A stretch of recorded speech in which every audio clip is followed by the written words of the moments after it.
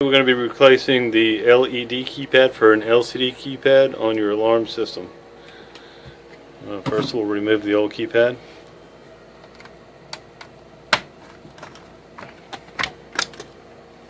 There's 3 wires on the back. I believe sometimes the yellow is also white, the red and the black.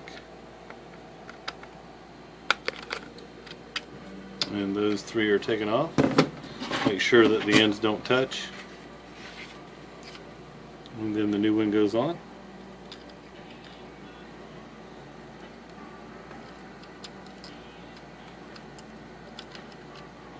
And we tighten down the screws.